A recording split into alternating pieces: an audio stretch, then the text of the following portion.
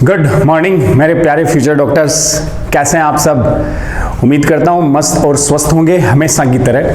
तो मयंक सर बच्चों, आज अपन इस लेक्चर में जो अब तक अपन ने मॉलिक्यूलर बायोलॉजी के 2 लेक्चर आप लोगों के लिए अपलोड किए हैं, उसी मोल बायो को आज अपन एनसीईआरटी से रीडिंग लगाते हैं। एक इंपॉर्टेंट चैप्टर है बच्चों, समझने वाला चैप्टर है। तो इस चैप्टर को अपन थ्योरी नोट्स के साथ साथ में आपको एनसीईआरटी से भी लाइन टू लाइन रीडिंग लगवा दूंगा। तो लास्ट जो अपन ने लेक्चर अपलोड किया था उसमें डीएनए पैकेजिंग के बारे में हम डिस्कस कर रहे थे। डीएनए एक आनुवंशिक पदार्थ है, इसकी खोज वो एक्सपेरिमेंट बच्चों अपन ने अपलोड किए थे। आज उस पूरे को अपन किससे रीडिंग लगा लें, एनसीईआरटी हिंदी की एनसीईआरटी से। तो आप रेडी हैं? चलो बच्चों स्टार्ट करते हैं। तो वंशागति का आणविक आधार, तो पिछले अध्याय में आपने वंशागति प्रतिरूपों के आनुवंशिक आधार के बारे में पढ़ा है। यहां बच्चों पिछले अध्याय से मतलब है जेनेटिक्स वाले चैप्टर से जो आपने स्टडी कर लिया है। तो मेंडल के नियमों के प्रतिपादन तक वे कारक जो वंशागति के प्रतिरूप को नियंत्रित करते हैं उनके बारे में कोई जानकारी नहीं थी बच्चों। कारक, फैक्टर याद आया क्या? मेंडल ने फैक्टर वर्ड यूज किया था ना, बाद में जोहानसन ने जीन बोला था, वही कारक। 100 वर्षों बाद अनुमानित आनुवंशिकी पदार्थ का पता चल पाया कि एक्चुअल में आनुवंशिक पदार्थ क्या है। हमें यह पता है कि मेन जेनेटिक मटेरियल बच्चों कौन है, डीएनए। अधिकतर जीवों में आनुवंशिक पदार्थ डीएनए डीऑक्सी राइबो न्यूक्लिक अम्ल था। अंडरलाइन कक्षा 11 में अपन पढ़ चुके हैं। न्यूक्लिक अम्ल न्यूक्लियोटाइड का बहुलक है, बिल्कुल। तो न्यूक्लियोटाइड का पॉलीमर ही कौन है, न्यूक्लिक एसिड। न्यूक्लियोटाइड हमने डिस्कस किया था। सजीवों में 2 प्रकार के न्यूक्लिक अम्ल मिलते हैं बच्चों, एक तो डीएनए मिलता है और दूसरा आरएनए मिलता है। अधिकतर जीवों में अंडरलाइन आनुवंशिक पदार्थ डीएनए ही होता है। कुछ वायरस में जैसे हमने पढ़ा था like tobacco mosaic virus TMV, इनमें बच्चों जेनेटिक मटेरियल कौन होगा, आरएनए। और आप ध्यान रख लेना, आरएनए तभी जेनेटिक मटेरियल या आनुवंशिक पदार्थ होगा जब डीएनए अनुपस्थित हो, एब्सेंट हो।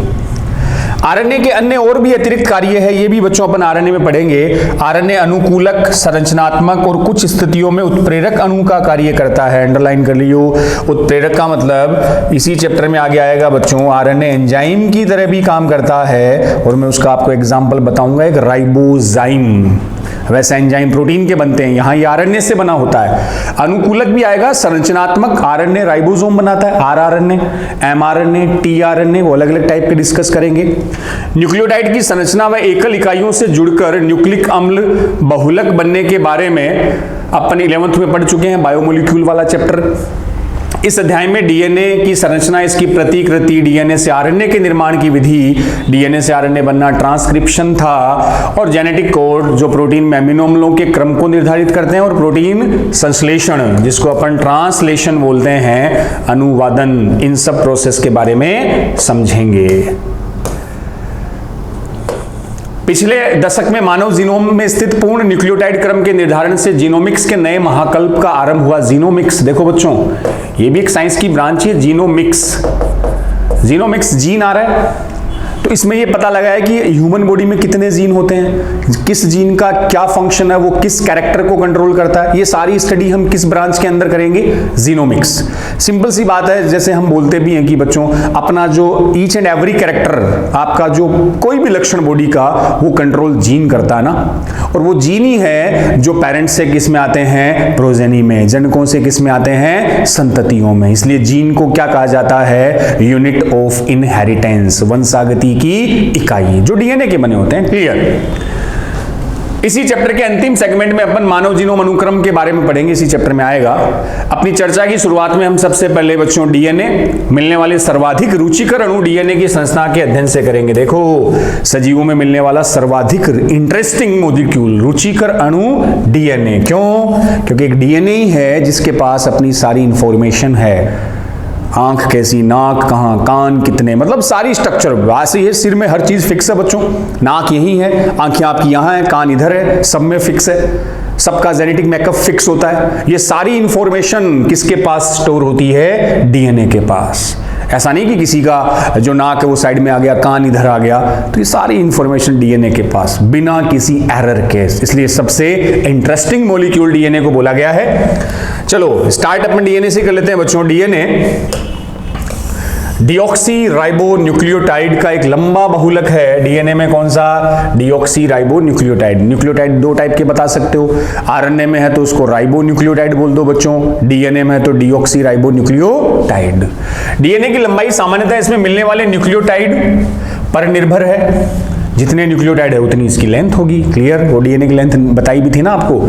ये किसी भी जीव की विशेषता, उदाहरण एक जीवाणु भोजी, जिसे ये बच्चों आपको वहां टेबल बना के बताया था 5 × 174 इंपॉर्टेंट है, ध्यान रख लेना। इसमें सिंगल स्टैंडर्ड डीएनए बता रखा, वहां आपको टेबल बनाई थी। इसमें 5386 न्यूक्लियोटाइड मिलते हैं और जीवाणु भोजी लेम्डा में 48502 बेस पेयर क्षार युग्म मिलते हैं। ई कोलाई में इतने बेस पेयर है और मनुष्य के हैप्लॉइड में इतने बेस पेयर। अब इस लंबे बहुलक की संरचना का वर्णन तो ह्यूमन में बच्चों बताया था ना, हैप्लॉइड सेल में तो 3.3 × 10⁹ बेस पेयर थे और 2 अगर आए तो यहां कर दो 6.6 10⁹ बेस पेयर।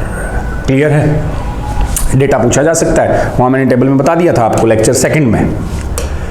देन पॉलीन्यूक्लियोटाइड श्रृंखला की संरचना, डीएनए की पूरी पॉलीन्यूक्लियोटाइड पे आते हैं। तो पॉलीन्यूक्लियोटाइड श्रृंखला की रासायनिक संरचना संक्षेप में निम्न है। न्यूक्लियोटाइड के बच्चों 3 घटक थे, नाइट्रोजन क्षार, पेंटोज शुगर, आरएनए में राइबोज थी, डीएनए में डीऑक्सी राइबोज थी और एक फॉस्फेट ग्रुप।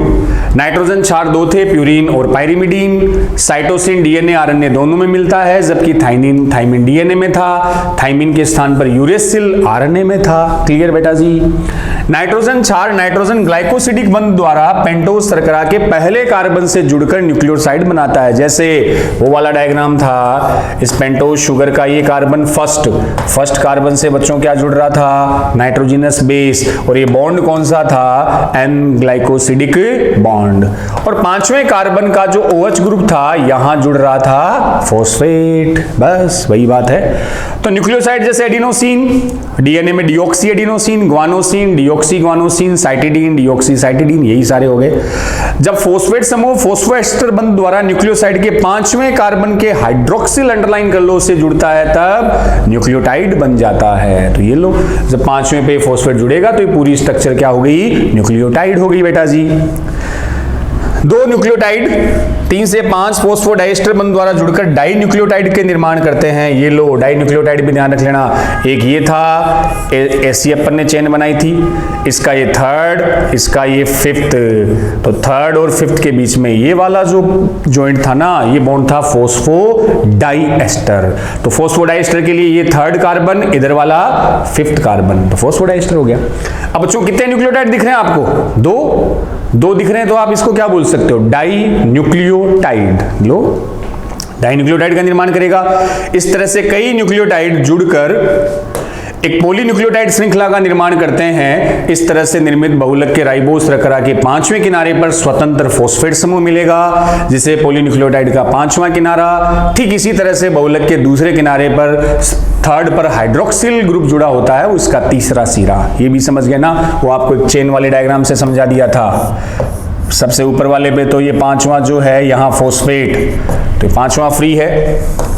बिल्कुल लास्ट वाला जो बच्चों होगा उसका जो 3rd है इस पर OH, तो इसको बोल दिया था 5 to 3' बता रखा उस डायग्राम से, एनसीईआरटी में भी आ जाएगा बच्चों। चलें नेक्स्ट, पॉलीन्यूक्लियोटाइड श्रृंखला का 3रा किनारा आ गया। पॉलीन्यूक्लियोटाइड श्रृंखला के आधार का निर्माण बैकबोन बच्चों शर्करा और फॉस्फेट बनाएगा, जबकि नाइट्रोजन क्षारक जो आधार से प्रक्षेपित, नाइट्रोजनस बेस अंदर की ओर थे और जो उसकी बैकबोन थी वो शुगर और फॉस्फेट बना रहा था। आरएनए में प्रत्येक न्यूक्लियोटाइड अवशेष के राइबोज 2 की जगह एक अतिरिक्त हाइड्रोक्सिल समूह होता है। ठीक है, आरएनए में 2nd कार्बन पर OH होगा, जबकि डीएनए में केवल H, एक ऑक्सीजन कम थी। आरएनए में थाइमिन बच्चों, थाइमिन की जगह क्या था? यूरेसिल मिलता है और थाइमिन का दूसरा नाम क्या लिखा था? 5-मिथाइल यूरेसिल। अब उस साइंटिस्ट पे आ जाओ। फ्रेडरिक मिशर ने 1869 में केंद्रक में मिलने वाले अम्लीय पदार्थ डीएनए की खोज की और उसको क्या नाम दिया था? न्यूक्लिन। जबकि बच्चों न्यूक्लिक एसिड किसने बोला था? अल्टमान ने। बता दी थी बात। ऐसे लंबे संपूर्ण बहुलक को तकनीकी कमियों के कारण विलगित करना कठिन था, मतलब इतने बड़े अणु को सेल से बाहर निकालना उस समय पॉसिबल नहीं था। इस कारण से बहुत लंबे समय तक डीएनए की संरचना के बारे में स्पष्ट जानकारी नहीं थी। मॉरिस विल्किंस, अब बच्चों विल्किंस और फ्रैंकलिन द्वारा दिए गए एक्सरे विवर्तन आंकड़े के आधार पर 1953 में जेम्स वाटसन और फ्रांसिस क्रिक ने डीएनए की संरचना का द्विकुंडली नमूना प्रस्तुत किया। डबल हेलिकल स्ट्रक्चर, ये वाली याद आ गई बच्चों, डीएनए की डबल हेलिकल द्विकुंडलित संरचना। उनके प्रस्ताव में पॉलीन्यूक्लियोटाइड श्रृंखलाओं के दो लड़ियों के बीच क्षार युग्मन की उपस्थिति एक बहु प्रमाणित श्रृंखला थी, एक लंबी चेन थी पॉलीन्यूक्लियोटाइड की। इन्होंने बताया, और उपरोक्त प्रस्ताव द्विकुंडलित डीएनए के इरविन चारगाफ के परीक्षण के आधार पर भी था। चारगाफ अंडरलाइन कर लेना बच्चों, चारगाफ का तुल्यता नियम बता रहा था मैं कि डीएनए डबल स्टैंडर्ड में प्यूरिन की अमाउंट पिरिमिडीन के बराबर होती है। तो प्यूरिन और पिरिमिडीन का अगर अपन रेशो निकाले तो वो 1 आता है अनुपात। क्लियर था ना। इन्होंने बताया था कि एडेनिन व थाइमिन और ग्वानिन व साइटोसिन के बीच अनुपात स्थिर है व एक दूसरे के बराबर रहता है। इरविन चारगाफ वाला बच्चों तुल्यता नियम पढ़ रखा, इंपॉर्टेंट भी है ना। क्षार युग्मन पॉलीन्यूक्लियोटाइड श्रृंखलाओं की एक खास विशेषता है बेस पेयरिंग। ये श्रृंखलाएं एक दूसरे की पूरक है, इसलिए एक रज्जुक में स्थित क्षार क्रमों के बारे में जानकारी होने पर हम दूसरी रज्जुक के क्षार क्रमों की कल्पना कर सकते हैं। अगर आपको एक रज्जुक के नाइट्रोजनस बेस पता हो, ACTGAC कुछ भी हो, तो बच्चों आप दूसरे रज्जुक के क्षारकों के बारे में पता लगा सकते हो, क्योंकि एक दूसरे के पूरक होते हैं। A है तो सामने कौन आएगा? T, C है तो सामने G आएगा। बिल्कुल। यदि डीएनए, इसे पैतृक डीएनए कहते हैं कि प्रत्येक रज्जुक नए रज्जुक के संश्लेषण हेतु टेम्पलेट का कार्य करता है। इस तरह से दो द्विरज्जुकी डीएनए का निर्माण होता है। तो डीएनए से डीएनए बनना रेप्लिकेशन है। डीएनए के दो रज्जुक बताए थे, टेम्पलेट और कोडिंग। ठीक बेटा जी। इस कारण से आनुवंशिक डीएनए की संरचना के बारे में स्पष्ट जानकारी मिल सकी। द्विकुंडली डीएनए की संरचना की खास विशेषताएं, उस डबल हेलिकल मॉडल के मेन पॉइंट बच्चों क्या थे वो आपके सामने देखो बोर्ड पे। पहला पॉइंट, यह दो पॉलीन्यूक्लियोटाइड श्रृंखलाओं का बना है जिसका आधार शर्करा फॉस्फेट का बना है। वही बात, बैकबोन शुगर और फॉस्फेट की, जबकि नाइट्रोजन बेस अंदर की ओर थे। दोनों श्रृंखलाएं अंडरलाइन बच्चों एंटी पैरेलल बताई थी, प्रति समानांतर ध्रुवता रखती है। ये समझ लेना, प्रति समानांतर का मतलब एक 5 से 3, दूसरी 3 से 5 की ओर, एक दूसरे के प्रति समानांतर, 5 से 3 और 3 से 5। दोनों रज्जुकों के क्षार आपस में हाइड्रोजन बंध द्वारा युग्मित होकर क्षार युग्म बनाते हैं। एडेनिन व थाइमिन जो विपरीत रज्जुकों में होते हैं आपस में, एडेनिन और थाइमिन के बीच तो बच्चों कौन सा बॉन्ड था? इस डायग्राम पे भी आते हैं डबल हाइड्रोजन बंध। ठीक इसी तरह से ग्वानिन और साइटोसिन के बीच ट्रिपल हाइड्रोजन बॉन्ड होते हैं। और ये साल नीट 2020 का क्वेश्चन भी था, एडेनिन थाइमिन के बीच डबल हाइड्रोजन बॉन्ड, यही पूछ लिया था। जिसके फलस्वरूप सदैव प्यूरिन, ये यूरिन नहीं है रे, यू के आगे आधा पै भी लगा देना, यूरिन से तो मतलब ही चेंज हो गया, प्यूरिन के विपरीत दिशा में पिरिमिडीन होता है। इससे कुंडली के दोनों रज्जुकों के बीच लगभग समान दूरी, अंडरलाइन कर लो, प्यूरिन और पिरिमिड, प्यूरिन है तो सामने पिरिमिडीन, पिरिमिडीन है तो सामने प्यूरिन, फिक्स है, इसलिए इनके बीच की डिस्टेंस भी हमेशा फिक्स रहती है। दोनों श्रृंखलाएं दक्षिणावर्ती कुंडलित होती है, बता दिया था BDNA, राइट हैंडेड क्लॉकवाइज। कुंडली का पिच 3.4 नैनोमीटर हो गया था। पूरी हेलिक्स की लेंथ बच्चों कितनी बता रहे थे अपन? 34 एंगस्ट्रॉन। 34 एंगस्ट्रॉन को 3.4 नैनोमीटर भी बोल सकते हो। बस प्रत्येक घुमाव में लगभग 10 बेस पेयर बताए थे। परिणाम स्वरूप एक कुंडली में एक क्षार युग्मन के बीच 3.34 नैनोमीटर की दूरी होती है, और आप इसको 3.4 एंगस्ट्रॉन भी बता सकते हो। याद आ गया? एक हेलिक्स में 10 बेस पेयर थे तो दो के बीच की दूरी 3.4 एंगस्ट्रॉन, वो नैनोमीटर में लिख रखी 0.34 नैनोमीटर। द्विकुंडली में एक क्षार युग्म की सतह से, एक क्षार युग्म की सतह से ऊपर दूसरे स्थित होते हैं। इसके अतिरिक्त हाइड्रोजन बंध कुंडली संरचना को स्थायित्व प्रदान करते हैं। देखो बच्चों, ये जो है ना एक क्षार युग्म दूसरे के ऊपर, इसको बोलते हैं बेस स्टेकिंग। ये बताया था मैंने वर्ड, जैसे ऐसे होते हैं A double bond T, C triple bond G, G triple bond C, ऐसे एक के ऊपर एक सीढ़ी नुमा संरचना में होते हैं ना। जैसे ये सीढ़ी है अपन, ये इसके पाए पे रखने वाली जगह स्टेप्स, तो इसके सीक्वेंस में प्रेजेंट होते हैं एक के ऊपर एक ऐसे। और इसके साथ में जो हाइड्रोजन बॉन्ड है वो इस स्ट्रक्चर को क्या देता है? स्टेबिलिटी, स्थायित्व प्रदान करता है। प्यूरिन व पिरिमिडीन की संरचनात्मक तुलना अगर करें तो डीएनए में दो पॉलीन्यूक्लियोटाइड की दूरी हमेशा लगभग समान क्यों रहती है, वो अपन ने कैलकुलेट वहां कर रखी है। नेक्स्ट बच्चों, डायग्राम पे आने से पहले डीएनए की द्विकुंडली संरचना का प्रस्ताव परिक्रमी है कि आनुवंशिक उलझाव के सरल तरीके से, ठीक है लाइन तो ऐसी। शीघ्र ही आणविक जीव विज्ञान में फ्रांसिस क्रिक ने, ये अंडरलाइन कर लेना, फ्रांसिस क्रिक ने सेंट्रल डोग्मा का विचार प्रस्तुत किया। ये भी पूछा हुआ है, क्रिक का सेंट्रल डोग्मा, डीएनए से आरएनए, आरएनए से प्रोटीन, जिससे स्पष्ट है कि, क्या स्पष्ट है बच्चों, जिससे स्पष्ट है कि आनुवंशिक सूचनाओं का जो बहाव है वो डीएनए से आरएनए व इससे प्रोटीन की तरह होता है। ये लो ध्यान ही है। तो डीएनए से डीएनए बनना रेप्लिकेशन, डीएनए से आरएनए बनना ट्रांसक्रिप्शन, आरएनए से प्रोटीन बनना ट्रांसलेशन। ये सेंट्रल डोग्मा जो किसने प्रस्तावित किया था, क्रिक ने, फ्रांसिस क्रिक ने। अब हमें यह भी पता बच्चों कुछ केसेस में आरएनए से क्या बन जाता है, डीएनए, और आरएनए से डीएनए बनने को क्या नाम बताया था आपको, रिवर्स ट्रांसक्रिप्शन, प्रतीप अनुलेखन। तो कुछ वायरस में उपरोक्त बहाव विपरीत दिशा में आरएनए से डीएनए की तरफ होता है। क्या आप इस प्रक्रम के लिए कोई साधारण नाम सुझा सकते हो, वही नाम, इसको हम रिवर्स ट्रांसक्रिप्शन भी बोल सकते हैं, प्रतीप अनुलेखन। चलें अब पीछे वाले को कुछ डायग्राम हो मैं आपको बता देता हूं। ये लो एक डायग्राम, तो ये रहा, इससे देख ही लो ना। ये दिखा रखा है कैसे पॉलीन्यूक्लियोटाइड इसने ऐसे बता रखी है। तो बच्चों ये देख लो, इसका 5th कार्बन पे फॉस्फेट, 1st कार्बन पे एडिनिन, इधर 1st कार्बन पे थाइमिन, ये डबल बॉन्ड, ये फॉस्फेट और ये सीक्वेंस जुड़ी हुई है, ये बीच में हाइड्रोजन बॉन्ड, ये एक पॉलीन्यूक्लियोटाइड। अपन इसको ऐसे बनाया था ना, ये ऐसे बना रखी है। तो इधर 5वें कार्बन पे फॉस्फेट फ्री है, इधर 3rd कार्बन पे OH फ्री है। तो ये वाली हो गई 5 to 3, ये हो गई इधर 3 to 5, ठीक है। फिर ये वाला डायग्राम देख लो, ये डीएनए की डबल हेलिकल दिख रही है आपको, एडिनिन थाइमिन से जुड़ रहा है, ग्वानिन साइटोसिन से जुड़ रहा है, ये शर्करा फॉस्फेट इसका बैकबोन बनाता है और अंदर की ओर इसका बेस पेयर होता है। क्लियर है? चलो फिर आगे, नेक्स्ट डीएनए की पैकेजिंग।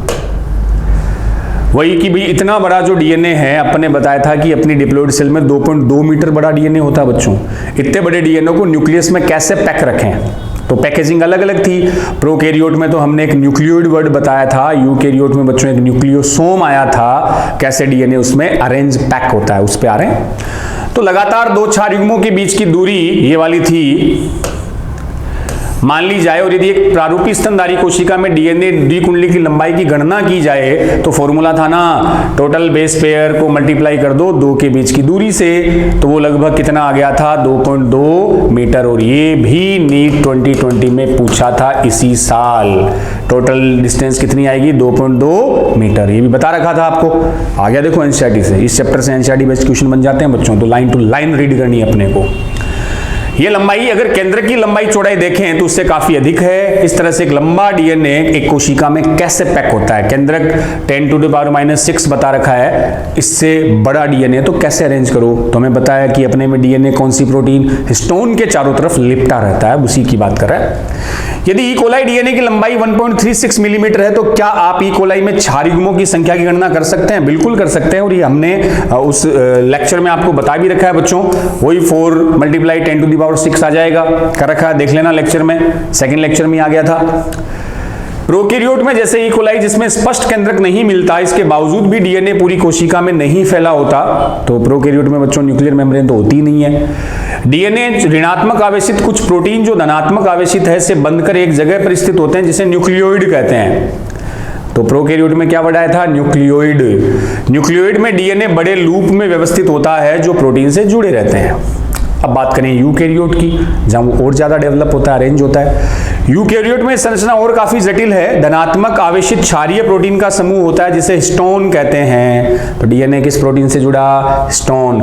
इस प्रोटीन का आवेश पार्श्व श्रृंखलाओं में स्थित अमीनो अम्ल की बहुलता पर निर्भर करता है। हिस्टोन में क्षारीय अमीनो अम्ल अंडरलाइन लाइसिन और आर्जिनिन अधिक मात्रा में मिलते हैं, ध्यान है, बेसिक अमीनो एसिड। दोनों एमिनो अम्ल की पार्श्व श्रृंखला पर धनात्मक आवेश होता है। हिस्टोन व्यवस्थित होकर 8 हिस्टोन अणुओं की एक इकाई बनाता है जिसे हिस्टोन अष्टक, हिस्टोन ऑक्टामर कहते हैं। याद आ गया। धनात्मक आवेशित स्टोन अष्टक चारों तरफ से ऋणात्मक आवेशित डीएनए से सटा रहता है और इस स्ट्रक्चर को बोला था न्यूक्लियोसोम। क्लियर है बच्चों। और इस बार एक क्वेश्चन ये भी आया था कि निम्न में से ऋणात्मक वो बेसिक क्षारीय अमीनो एसिड पूछा था और उसका आंसर था लाइसिन। ये भी आया हुआ है नीट में, ये आप बायोमोलिक्यूल में भी पढ़ते हो, यहां भी आ गया और यही सेम क्वेश्चन केमिस्ट्री में भी पूछा था इस बार। लाइसिन बेसिक क्षारीय अमीनो एसिड। तो धनात्मक आवेशित स्टोन न्यूक्लियोसोम कहते हैं। एक प्रारूपी न्यूक्लियोसोम में 200 बेस पेयर बताए थे आपको। केंद्रक में मिलने वाली एक संरचना जिस पर न्यूक्लियोसोम एक के बाद एक मिलते हैं उसे हमने बोला था क्रोमेटीन। वो स्ट्रक्चर क्या कहलाई? क्रोमेटीन। जो केंद्रक में अभिरंजित धागे की तरह संरचना होती है। अब इलेक्ट्रॉन अंडरलाइन बच्चों माइक्रोस्कोप में देखने पर न्यूक्लियोसोम क्रोमेटीन में डोरी पर बीड्स धागे पर दाने होते हैं ना, ऐसे जगह जगह दानों के रूप में उपस्थित होती है। बीड्स ऑन स्ट्रिंग, माले में जैसे बच्चों माला में दाने होते हैं ना, वैसे वैसे उभरे रहते हैं इलेक्ट्रॉन माइक्रोस्कोप से देखने पर। सैद्धांतिक रूप से हम सोच सकते हैं कि एक स्तनधारी कोशिका में न्यूक्लियोसोम कितने हो सकते हैं, ये भी बता रखा है, देख लियो नोट्स में। डोरी पर बीड्स सदृश्य संरचना क्रोमेटीन में कोष्ठित होकर क्रोमेटीन का निर्माण करती है, जो आगे कुंडलित व संघनित होकर कोशिका विभाजन की मेटाफेज में मध्यावस्था में गुणसूत्र का निर्माण करेंगे। क्रोमेटिड संघनित होकर ही तो क्रोमोसोम बना देंगे। उच्च स्तर पर क्रोमेटीन की पैकेजिंग हेतु अतिरिक्त प्रोटीन की आवश्यकता होती है, जिसे हमने नाम दिया था non histone chromosomal protein, NHC, non histone chromosomal protein. एक प्रारूपी केंद्रक में कुछ जगहों पर क्रोमेटीन ढीले ढाले बंधे रहते हैं, जिसे अपन ने यूक्रोमेटीन कहा था। और क्रोमेटीन जो अच्छे ढंग से बंधे रहते हैं वह गाढ़े रंग के गहरे होते हैं, उन्हें बच्चों क्या बोला था? हेटेरोक्रोमेटीन। और आपको ध्यान हो तो ज्यादा सक्रिय कौन थे? यूक्रोमेटीन। अब देख लो, इंग्लिश की एनसीईआरटी में लाइन ऐड कर दी, हिंदी में नहीं दे रखी है, और आपको वैसे बता ही दिया मैंने। अगर अपने से पूछे यूक्रोमेटीन एक्टिव था कि हेटेरो, तो ट्रांसक्रिप्शनली कौन एक्टिव होगा? यूक्रोमेटीन, जबकि हेटेरोक्रोमेटीन कंपैरेटिवली इनएक्टिव। ये बता दिया था नोट्स में, और इंग्लिश एनसीईआरटी में है, हिंदी में नहीं दे रखा। तो ऐसे कुछ एक्स्ट्रा चीजें, कुछ करेक्शन हिंदी एनसीईआरटी में है बच्चों, वो भी अपन ऐड करते चलेंगे, करेक्शन हटाते चलेंगे। क्लियर है? अब पीछे जो डायग्राम गया एक बार उसको देख लो आप। ये लो,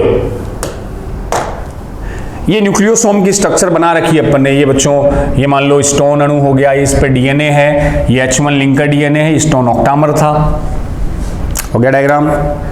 ये वो डायग्राम, इसको ढंग से देखोगे तो ईएम दृश्य डोरी पर, ईएम का मतलब इलेक्ट्रॉन माइक्रोस्कोप, इलेक्ट्रॉन सूक्ष्मदर्शी में देखोगे तो ऐसे डोरी के ऊपर धागे दाने दाने संरचना दिखाई देती है। ये देख लेना आप एनसीईआरटी में, वहां क्लियर दिख जाएगा। नेक्स्ट आते हैं बच्चों आनुवंशिक पदार्थ की खोज। अब ये पता लगाना था कि एक्चुअल में जेनेटिक मटेरियल है कौन, तो हमने वो एक्सपेरिमेंट पढ़े थे ना, ग्रिफिथ वाला आया था, फिर हमने एवेरी, मैक्लियोड, मैकार्टी का आया था, फिर हर्षवर्थ चेज वाला आया था, और फाइनली ये प्रूव हो गया था कि डीएनए ही मेन जेनेटिक मटेरियल होता है। तो ये बातें अब चलेगी। तो आनुवंशिक पदार्थ की खोज, तो मीशर फ्रेडरिक मेशर, जिसने न्यूक्लिक एसिड के बारे में बताया था। द्वारा न्यूक्लियन में मेंडल के वंशागति सिद्धांतों और एक लंबे समय के बाद यह सिद्ध व ज्ञात हो सका कि डीएनए ही आनुवंशिक पदार्थ के रूप में कार्य करता है। ये तो पता चल गया, डीएनए आनुवंशिक पदार्थ है।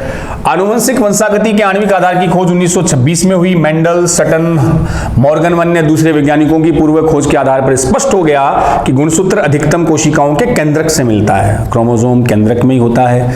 वो जेनेटिक्स में आया था ना, Mendel, Walter Sutton Boveri, Thomas Hunt Morgan, TH Morgan, Drosophila पर एक्सपेरिमेंट थे, जेनेटिक्स में आ चुका बच्चों। लेकिन इस प्रश्न का उत्तर नहीं मिला कि कौन सा अणु वास्तव में आनुवंशिक पदार्थ है। उस समय नहीं मिला कि कौन वास्तव में आनुवंशिक पदार्थ है, डीएनए की, प्रोटीन की, आरएनए, मेन कौन है। बाद में तो डीएनए की बात हुई।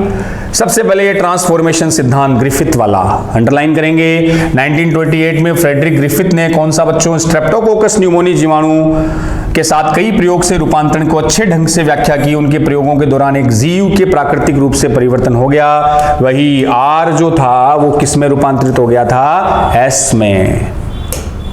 जब स्ट्रेप्टोकोकस न्यूमोनी जीवाणु के संवर्धन प्लेट पर वृद्धि करता है तब इसकी कुछ चिकनी चमकीली कॉलोनी एस स्मूथ, दूसरी सक्ष की जगह रुक्ष है, रफ है, आर कॉलोनी का निर्माण होता है। ये एस प्रभेद के जीवाणु में श्लेष्मा युक्त आवरण होता है, जबकि आर प्रभेद में वो आवरण नहीं था।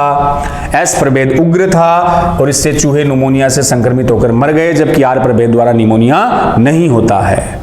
अब एस प्रभेद को जब चूहों में प्रवेश करवाया तो बच्चों चूहों में निमोनिया हो गया था। आर को एंटर करवाया तो चूहा जीवित रहा क्योंकि उसमें निमोनिया डिजीज नहीं हुई थी। ग्रिफिथ ने जीवाणु को गर्म करने पर उन्हें मृत पाया। हीट किल्ड वाला आ रहा है बच्चों।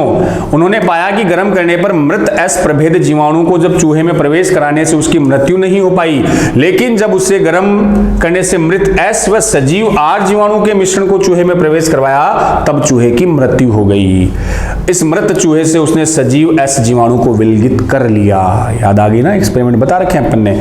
एस प्रभेद इसको ताप से मृत किया, चूहे में स्थानांतरित किया तो चूहा जीवित रहा क्योंकि हीट किल्ड में फिर वो काम नहीं करता। लेकिन ताप से मृत एस प्रभेद के साथ जब आर प्रभेद को लिया और उसे चूहे में स्थानांतरित किया तो चूहा मर जाता है। मतलब आर जो प्रभेद था उसका रूपांतरण किस में हो गया? एस में। वही आएगा आगे। ग्रिफिथ ने बताया कि आर प्रभेद जीवाणु ताप मृत एस प्रभेद जीवाणु द्वारा रूपांतरित किए गए। ये रूपांतरित कारक ताप मृत एस प्रभेद से आर प्रभेद में स्थानांतरित होने पर इसमें चिकनी बहुसैकराइड का निर्माण हो गया, जिससे ये उग्र रूप में परिवर्तित हो जाता है। कहने का मतलब जो आर था वो किस में कन्वर्ट हो गया बच्चों? एस में। और इसी वजह से उन चूहों की डेथ हो गई। ये निश्चित ही आनुवंशिक पदार्थ के स्थानांतरण का कारण हो पाता है। इन प्रयोगों से आनुवंशिक पदार्थ के जैव रासायनिक प्रवृत्ति के बारे में नहीं बताया जा सकता। मतलब ये तो पता चला कि कुछ ऐसे कारक थे जिन्होंने आर को कन्वर्ट किया किसमें? एस में। लेकिन ग्रिफिथ ये नहीं बता पाया कि एक्चुअल में वो रासायनिक पदार्थ क्या है जिसने आर को एस में बदला। वो डीएनए है, वो आरएनए है, वो प्रोटीन है। इसके बारे में ग्रिफिथ नहीं समझा पाया। पुरानी एनसीईआरटी में भी एक जगह आरएस को बच्चों उल्टा पुल्टा दे रखा है। नई एनसीईआरटी इसमें वो करेक्शन हो चुका है। ठीक है ना, देख लियो ढंग से पढ़ते हुए। फिर बच्चों नेक्स्ट टाइम कौन आए? वो 3 साइंटिस्ट। रूपांतर सिद्धांत के जीव रासायनिक लक्षण क्या है, बायोकेमिकल कैरेक्टर क्या है, उसे समझाने के लिए मैक्लियोड, एवेरी और मैककार्टी 33 से 44 के कार्य को पहले ऐसे समझा जाता था कि आनुवंशिक पदार्थ प्रोटीन है। तो इससे पहले ये मानते थे कि आनुवंशिक पदार्थ कौन है? प्रोटीन। इनके प्रयोगों से साबित हो गया कि वो प्रोटीन तो नहीं है। ग्रिफिथ के सभी प्रयोगों के आधार पर रूपांतरित सिद्धांत की जीव रासायनिक प्रकृति के बारे में अब पता चलाएंगे। ताप मृत एस कोशिका से जैव रसायनों प्रोटीन, डीएनए, आरएनए को अलग कर ये पता लगाने के लिए शोधित किया कि इनमें से कौन सा आर कोशिका को एस कोशिका में रूपांतरित करने में सहायक है, कि इन तीनों में से कौन आर को एस में बदलता है। उन्होंने इस बात का पता लगाया कि एस जीवाणु का केवल डीएनए ही अंडरलाइन आर जीवाणु को रूपांतरित कर सकता है। समझ गए? एस जीवाणु का केवल डीएनए ही आर को किस में बदल देगा? एस में। तो ये बात क्लियर हो गई कि वो रूपांतरकारी कारक कौन था? डीएनए था। उन्होंने इस बात का भी पता लगाया कि प्रोटीन पाचक एंजाइम प्रोटीएज, आरएनए पाचक एंजाइम आरएनएज इस रूपांतरण को प्रभावित नहीं करते, इसलिए रूपांतरित पदार्थ प्रोटीन या आरएनए नहीं है। ध्यान आ गया बच्चों? अगर आरएनएज को यूज करो या प्रोटीएज को यूज करो तो प्रोटीएज प्रोटीन को डाइजेस्ट कर देगा, आरएनएज आरएनए को कर देगा। लेकिन इन एंजाइम की उपस्थिति में भी रूपांतरण हो रहा था, क्योंकि रूपांतरण करने वाला तो डीएनए था। ठीक। डीएनएज, अगर डीएनएज से पाचन के बाद रूपांतरण प्रक्रिया बंद हो जाती है तो यहां साबित हो गया कि डीएनएज ने डीएनए को इनएक्टिव कर दिया और उसके बाद ट्रांसफॉर्मेशन नहीं हुआ। इससे स्पष्ट है कि डीएनए ही रूपांतरण के लिए जिम्मेदार है। इससे उन्होंने निष्कर्ष निकाला कि आनुवंशिक पदार्थ डीएनए है, लेकिन अभी तक सारे वैज्ञानिक इनसे सहमत नहीं थे। हालांकि इन्होंने बता दिया था कि आनुवंशिक पदार्थ डीएनए है, बट बच्चों सभी साइंटिस्ट अभी इनके फेवर में या इनकी बातों से कन्विंस नहीं हुए। डीएनएज व डीएनएज के बीच क्या कोई अंतर है? देखो एक क्वेश्चन दिख रहा है बोर्ड पे, डीएनएज एस लगा हुआ और एएससी लगा हुआ। तो बच्चों एएससी जब लगता है तब हमें पता है वो क्या है? एंजाइम। ये डीएनएज एंजाइम है। और ये एस लगा हुआ है, एस या ईएस लगता है तो हमें पता है इंग्लिश में वो होता है प्लूरल, बहुवचन, खूब सारे डीएनए, तो डीएनएज। और एएससी लगा तो वो क्या हुआ? एंजाइम हुआ। चलें अब फाइनल प्रूफ देने वाला क्या डीएनए ही आनुवंशिक पदार्थ है, वो 2 साइंटिस्ट हर्शे व चेज, ये स्टार लगा लियो बच्चों, इन साइंटिस्ट के बारे में बहुत बार आया हुआ है। और वैसे इस चैप्टर से साइंटिस्ट ओरिएंटेड क्वेश्चन हर बार आता ही है। डीएनए आनुवंशिक पदार्थ, इसके बारे में सुस्पष्ट प्रमाण अल्फ्रेड हर्शे व मार्था चेज अंडरलाइन से प्राप्त हुआ।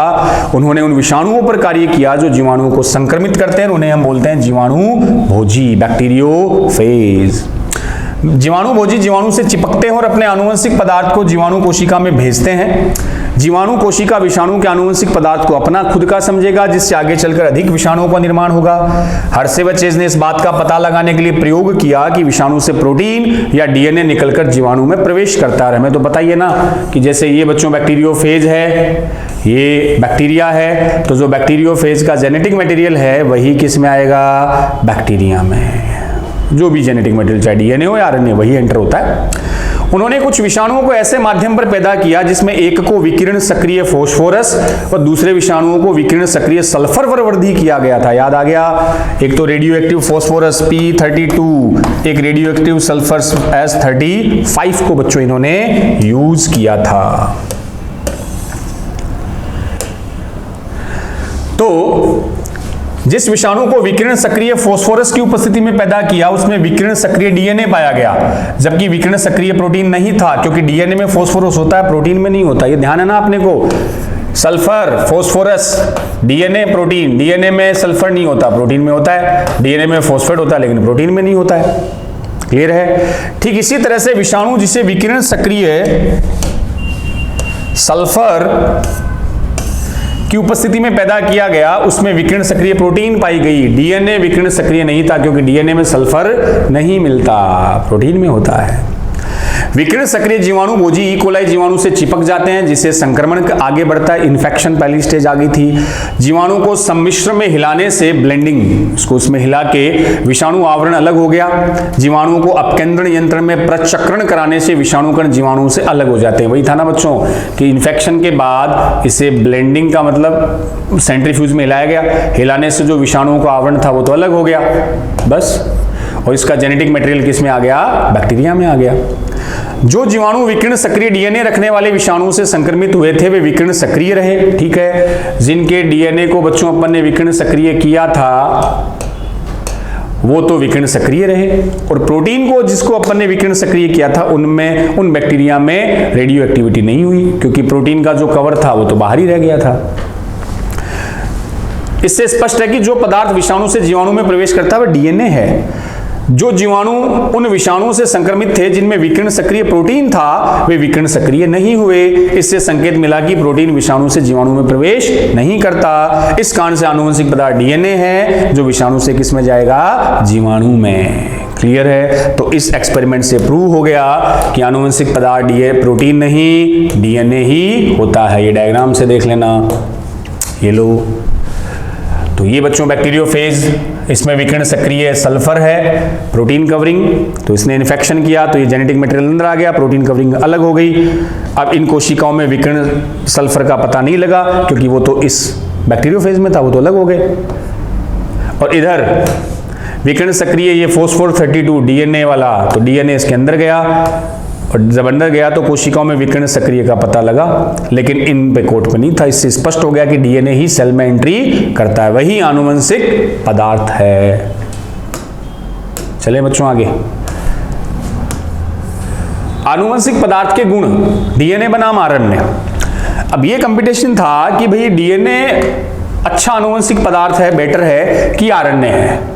तो हमने लेक्चर में बता भी दिया था कि ज्यादा बेटर कौन है, डीएनए, और उसके कुछ रीजन भी बच्चों अपन ने बताए थे कि डीएनए में स्टेबिलिटी, डीएनए का स्थायित्व ज्यादा होता है बच्चों, आरएनए से डीएनए ज्यादा स्थायी है, क्योंकि आरएनए की क्रियाशीलता ज्यादा, उसमें OH फंक्शनल ग्रुप एक्स्ट्रा होता है, बता दी थी ना। वही बातें यहाँ डिस्कस करनी है अपने को कि पिछली चर्चाओं से स्पष्ट है कि प्रोटीन बनाम डीएनए के बीच जो विवाद आनुवंशिक पदार्थ को लेकर था वह स्पष्ट रूप से हर्शे व चेज के प्रयोग से सुलझ चुका है कि प्रोटीन नहीं आनुवंशिक पदार्थ डीएनए है। अब यह सर्वमान्य हो चुका है कि डीएनए आनुवंशिक पदार्थ के रूप में कार्य करता है। फिर भी स्पष्ट हो गया कि कुछ विषाणुओं में आरएनए जैसे टोबैको, मोजेक वायरस, अंडरलाइन कर लियो, क्यूबी बैक्टीरियोफेज, इनमें आरएनए भी आनुवंशिक पदार्थ है। तो ध्यान रख लेना, डीएनए आरएनए अगर दोनों किसी जीव में है तब तो जेनेटिक मटेरियल डीएनए होगा, डीएनए अगर है ही नहीं तब आनुवंशिक पदार्थ कौन होगा, आरएनए। जैसे tobacco, mosaic virus, QB bacteriophage, जहां डीएनए नहीं होता वह आरएनए होगा बच्चों। कुछ प्रश्नों के उत्तर आपको देने हैं, जैसे क्यों डीएनए प्रमुख आनुवंशिक पदार्थ है जबकि आरएनए दूत व अनुकूलक जैसे सक्रिय कार्य करता है। दोनों न्यूक्लिक अणुओं की रासायनिक संरचना में अंतर बताइए। अभी ये खुद ही बता देगा। रासायनिक संरचना में तो अंतर था ही ना। राइबोज के पास OH थी, एक ऑक्सीजन एक्स्ट्रा है। डीऑक्सी राइबोज के पास एक ऑक्सीजन कम है। आरएनए में यूरेसिल है, डीएनए में थाइमिन है। थाइमिन में एक मिथाइल ग्रुप एक्स्ट्रा आया था ना 5th कार्बन पे। ठीक है बच्चों, चलें। डीएनए और आरएनए के बीच रासायनिक अंतर आया गया। एक अणु जो आनुवंशिक पदार्थ के रूप में कार्य कर सकता है वह निम्न मापदंडों को अवश्य पूर्ण करता है। टिक लगा लियो, पूछ सकते हैं कि जो जेनेटिक मटेरियल होता है उसे कौन कौन से क्राइटेरिया का पालन करेगा, कौन कौन सी विशेषताएं उसमें होनी चाहिए। फर्स्ट, वह अपना प्रतिकृति बनाने में सक्षम हो, मतलब अच्छा जेनेटिक मटेरियल वो होगा या जेनेटिक मटेरियल ही वो होगा जिसमें रेप्लिकेशन का गुण हो। तो बच्चों डीएनए में भी रेप्लिकेशन होता है और आरएनए भी कर सकता है। तो इस पे पहले पॉइंट पर तो डीएनए आरएनए दोनों खरे उतर रहे हैं। हाँ, प्रोटीन में रेप्लिकेशन की कैपेसिटी नहीं होती, तो प्रोटीन यहां से कट हो गया, अलग हो गया। इसे संरचना व रासायनिक संगठन के आधार पर स्थिर होना चाहिए। तो अच्छा जेनेटिक मटेरियल वो है जो स्टेबल ज्यादा होगा। तो बच्चों डीएनए की स्टेबिलिटी आरएनए से ज्यादा होती है, बता दिया था ना ये। तो इस दूसरे पॉइंट के अकॉर्डिंग ज्यादा बेस्ट कौन हुआ? डीएनए। वो ज्यादा स्टेबल है, ज्यादा स्थिर है, ज्यादा स्थायी है। तीसरा, इसमें धीमे परिवर्तन म्यूटेशन की संभावना होती है जो उद्विकास के लिए आवश्यक है। तो डीएनए और आरएनए की बात करें तो म्यूटेशन स्लो किस में होगा? डीएनए में। चेंजेस ज्यादा किस में होंगे? आरएनए में। फिर वही बात, इसे स्वयं मेंडल के लक्षणों के अनुरूप अभिव्यक्त होना चाहिए। तो डीएनए आरएनए दोनों खुद को एक्सप्रेस कर सकते हैं, लक्षणों के रूप में अभिव्यक्त कर सकते हैं। ठीक। यदि कोई क्षार युग्म पूरकता के सिद्धांत, ये अंडरलाइन करो, देखो बच्चों, यदि कोई क्षार युग्मन पूरकता के सिद्धांत को ध्यान में रखते हुए परीक्षण करता है, पूरकता का सिद्धांत वही हो गया कॉम्प्लीमेंट्री का, मतलब A के सामने T और G के सामने C, प्यूरिन के सामने पिरिमिडिन, इसी को पूरकता बोलते हैं, कॉम्प्लीमेंट्री। एक प्यूरिन सामने पिरिमिडिन। तो पाएगा कि दोनों न्यूक्लिक अम्ल डीएनए आरएनए में स्वयं रेप्लिकेशन की क्षमता होती है। ठीक है, पहला पॉइंट, दोनों रेप्लिकेशन कर सकते हैं। सजीव तंत्र के अन्य अणु जैसे प्रोटीन स्वयं प्रथम मापदंड को पूर्ण करने में असफल है। प्रथम मापदंड क्या था? रेप्लिकेशन वाला। तो जो भी आपको बताया था, ये पहला पॉइंट रेप्लिकेशन वाला, इसमें प्रोटीन इसको फॉलो नहीं करता, प्रोटीन इसे पूर्ण करने में असफल है। आनुवंशिक पदार्थ इतना स्थायी होना चाहिए कि जीवन चक्र की विभिन्न अवस्थाओं, उम्र, जीव की शरीर क्रिया में परिवर्तन से इसमें परिवर्तन नहीं होना चाहिए। उम्र का मतलब जैसे स्टार्ट से लेकर जैसे जैसे एज बढ़ती है तो बच्चों इसके संरचना में चेंजेस नहीं आना चाहिए। और डीएनए स्टेबल है इसलिए उसमें चेंजेस नहीं आते हैं, कम आते हैं, इसलिए वो ज्यादा बेस्ट है। आनुवंशिक पदार्थ का स्थायित्व तो उसकी एक प्रमुख विशेषता है जो ग्रिफिथ के रूपांतरकारी कारक से स्पष्ट है, जिसमें ताप से जीवाणु की मृत्यु हो जाती है, लेकिन आनुवंशिक पदार्थ की कुछ विशेषताएं नष्ट नहीं हो पाती। देख लो, ग्रिफिथ ने जब उस बैक्टीरिया को बच्चों हाई टेम्परेचर पे खत्म किया था, लेकिन फिर भी एस प्रभेद में जो डीएनए था उसने अभी भी आर को किस में कन्वर्ट करने की कैपेसिटी थी? एस में। तो टेम्परेचर से भी डैमेज नहीं हो रहा था। डीएनए के परिप्रेक्ष्य में इस बात को और अच्छे ढंग से समझ सकते हैं कि डीएनए की दोनों रज्जु के एक दूसरे के पूरक होते हैं, ठीक है, जो गर्म करने पर एक दूसरे से अलग हो जाते हैं लेकिन पुनः उचित स्थिति के आने पर एक दूसरे से जुड़ जाते हैं। याद आया? डीनेचुरेशन बताया था आपको। डबल स्टैंडर्ड डीएनए को बच्चों थोड़ा सा भी टेम्परेचर दोगे दोनों स्टैंड अलग हो जाएंगे। सिंगल स्टैंडर्ड डीएनए जैसे ही वापस नॉर्मल टेम्परेचर पर आएगा दोनों स्टैंड फिर से जुड़ जाएंगे, फिर डबल स्टैंडर्ड डीएनए बिल्कुल तो पूर्व स्थिति में आ जाता है। आरएनए के प्रत्येक न्यूक्लियोटाइड पर सेकंड कार्बन पर हाइड्रोक्सिल ग्रुप मिलता है, जिससे ये क्रियाशील समूह है, जिससे आरएनए अस्थिर और आसानी से विखंडित हो जाता है। तो आरएनए के सेकंड कार्बन पर OH था, इसलिए उसकी रिएक्टिविटी ज्यादा है, स्टेबिलिटी कम है बच्चों। इस कारण से डीएनए रासायनिक संगठन की दृष्टि से कम सक्रिय है, वह संरचनात्मक दृष्टि से अधिक स्थायी होता है। इस कारण दोनों न्यूक्लिक अम्लों में डीएनए एक अच्छा आनुवंशिक पदार्थ माना गया है। दोनों न्यूक्लिक अम्ल का मतलब डीएनए और आरएनए में से ज्यादा बेटर किसको माना गया है? डीएनए को बच्चों। क्लियर है? चलो लास्ट पैरा आज का। वास्तव में डीएनए में यूरेसिल की जगह थाइमिन होने से उसमें अधिक स्थायित्व मिलता है, ये भी ठीक है। जो थाइमिन है वो भी उसको ज्यादा स्थायी करेगा डीएनए को, जबकि आरएनए में यूरेसिल है। इसके बारे में विस्तार चर्चा ठीक है, आगे की बात है। दोनों आरएनए में डीएनए उत्परिवर्तित हो सकते हैं, म्यूटेशन दोनों में हो सकता है। म्यूटेशन आपने जेनेटिक्स में पढ़ा था, इनकी संरचना में आने वाली परिवर्तन म्यूटेशन है। वास्तव में आरएनए अस्थायी व तीव्र गति से उत्परिवर्तित होता है, उसमें फास्ट म्यूटेशन होता है बच्चों। परिणाम स्वरूप वायरस में आरएनए जिन्हों मिलता है उनकी जीवन अवधि छोटी व तेजी से उत्परिवर्तित व विकसित होने वाली होती है। तो जिन वायरस में जेनेटिक मटेरियल आरएनए है उनमें म्यूटेशन की स्पीड ज्यादा होगी, जीवन काल छोटा, तो वही है म्यूटेशन की स्पीड आरएनए में डीएनए से ज्यादा है। आरएनए प्रोटीन संश्लेषण के लिए सीधे कूट लेखन करते हैं, इसलिए वे आसानी से लक्षण व्यक्त करते हैं। डीएनए अंडरलाइन बच्चों प्रोटीन संश्लेषण के लिए आरएनए पर निर्भर रहता है। प्रोटीन संश्लेषण की सारी व्यवस्था आरएनए से विकसित हुई। ये वो वाली लाइन, डीएनए से कौन बना, ऐसे समझ लो, डीएनए से कौन बना, आरएनए, आरएनए से कौन बना, प्रोटीन। प्रोटीन बनने का मतलब बच्चों उसने खुद को एक्सप्रेस कर दिया, प्रदर्शित कर दिया। तो देखो डीएनए का सीधा प्रोटीन बना सकता है? नहीं। डीएनए प्रोटीन बनाने के लिए बच्चों किस पर डिपेंड है? आरएनए पर। डीएनए पहले आरएनए बनाएगा, आरएनए से प्रोटीन बनेगी। लेकिन आरएनए डायरेक्ट क्या बना सकता है? प्रोटीन। समझ गए बात? ये लाइन फिर से आ जाओ, क्या कि आरएनए प्रोटीन संश्लेषण के लिए सीधे कूट लेखन करते हैं, आरएनए सीधा प्रोटीन बना देता है, इसलिए वे आसानी से लक्षणों को व्यक्त करते हैं। तो प्रोटीन बनते ही लक्षण व्यक्त हो गए, एक्सप्रेस हो गए। डीएनए प्रोटीन संश्लेषण के लिए आरएनए पर निर्भर है, प्रोटीन संश्लेषण की सारी व्यवस्था आरएनए से विकसित हुई, ठीक है। डीएनए प्रोटीन बनाने के लिए किस पर डिपेंड करेगा? आरएनए पर। काम की चीज आ रही है बच्चों।